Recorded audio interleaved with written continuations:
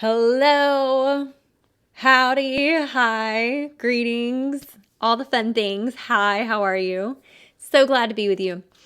We're talking quickly today about emotions, useful emotions and indulgent emotions. Now, we typically think of emotions as there are positive emotions and negative emotions. The positive ones we want more of, and the negative ones we want less of. And in order for us to have a happy and full life, we have to have only the positive and avoid the negative.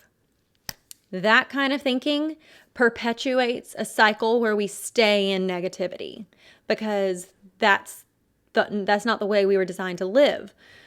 So, we're going to talk about some of this. There are many emotions that we perceive as negative, like the experience that we have with them are negative, but the net in our life is positive. So it produces something for us, within us, and for our benefit, for our family's benefit, whatever. But it came from something that didn't feel fantastic in the moment, but we chose that emotion anyway. And it's fine to think of things as positive and negative, or of emotions as positive and negative.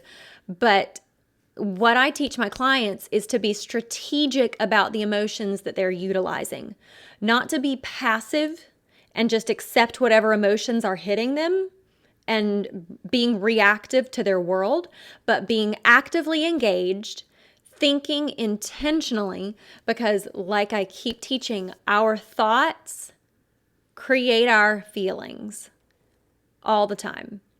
And our feelings drive our actions give us results in our life, and so therefore our thoughts create our results. So if we're choosing a feeling intentionally to get a goal that we want, like we can, I don't want to overcomplicate this, but I want you to think about emotions as tools, as the specific tools to get the actions and results that you want. And you grab a hold of the tool by creating a thought, harnessing a thought and believing it, being intentional about it, being focused.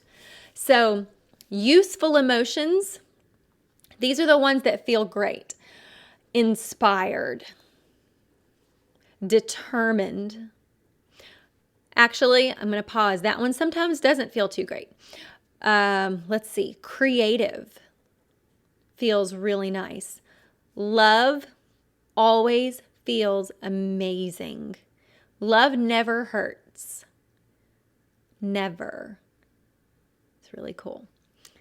If you don't believe me, let's talk. Okay. Let's see. Desire. Desire propels us to do everything we do. They did this study where they removed the dopamine, which is the desire neurotransmitter, from rats. And without the desire dopamine, without dopamine going to their little rat brains, they lost all desire to eat, drink, procreate, everything. Like they died because they had no desire. Desire propels everything. So then there are useful emotions that don't feel too fantastic.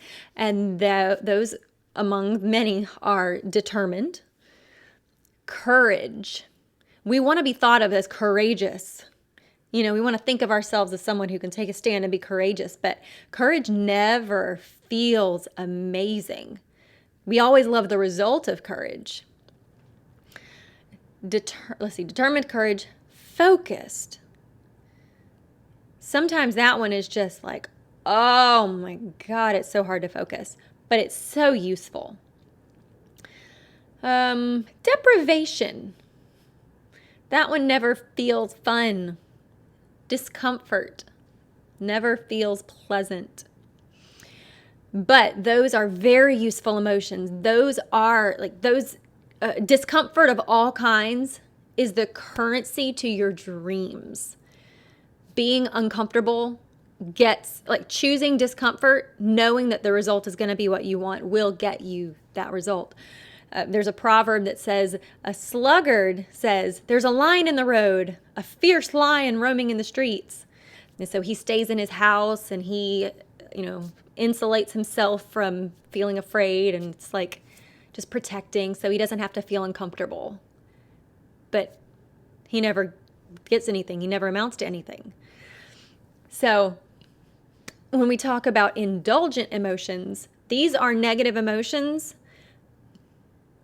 Sometimes they feel good. Sometimes they feel really good, but they're indulgent. And I'll explain why. Confusion. Whenever we're choosing confusion, we don't think we're choosing confusion. No, we think that the circumstances around us are confusing, and we're like, I don't know, all these options, and I don't know what to do, and I just don't know. But we don't realize we're creating our experience of confusion, because confusion is an emotion, and we create all of our emotions with our thinking. Just want to throw that out there. Doubt, worry, these are indulgent emotions.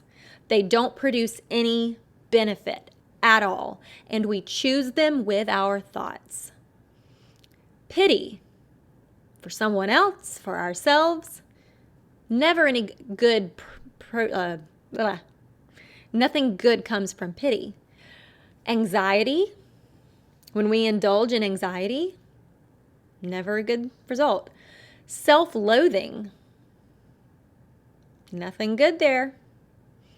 Overwhelm, but everything around me would be chaos. If you came and saw my world, you would think it's overwhelming too. I might not, because I would be able to point out to you that it's your thoughts. Victimization. When I'm feeling victimized, that's an indulgent emotion. There is no good that can possibly come from that, ever. Defensive. I want to go back to victimization. Like, truly, there are abusive circumstances where people are inflicting just incredible damage on another human being with, physically. And it's very evident. I'm not talking about that. Please see a counselor if that's something that you're going through. That's not within my scope of work. But when we are choosing to make other people the enemy all the time, there's never any good that comes from that. We hurt ourselves. Defensive. Brene Brown has a thought that being defensive is the first act of war.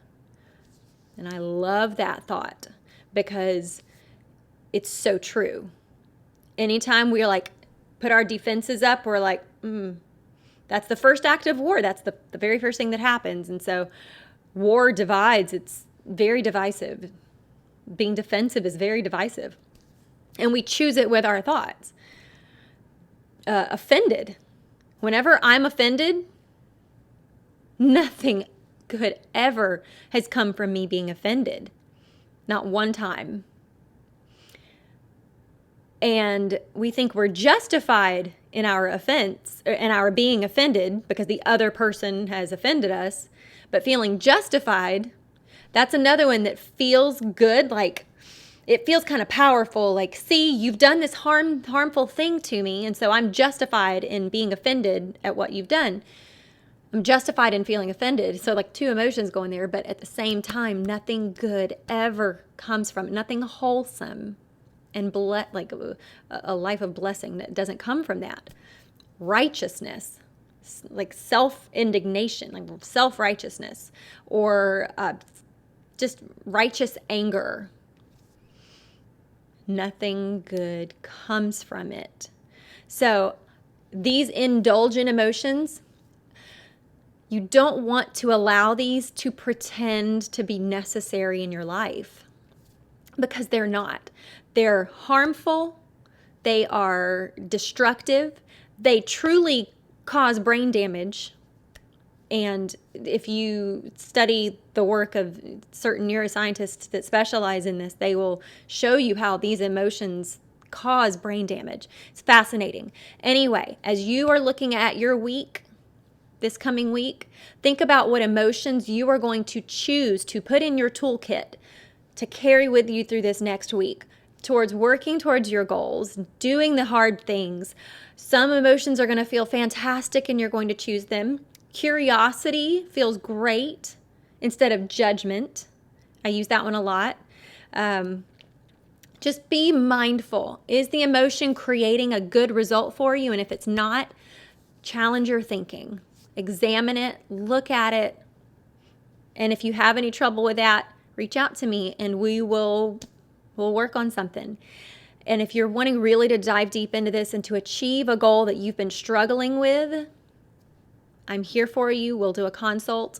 It is my honor to work with people who are wanting to focus on what their self-care is.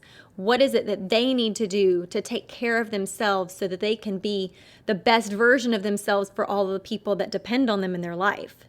And it's such a beautiful thing to get someone to see that self-care is really the best thing they can do to care for the people that they love.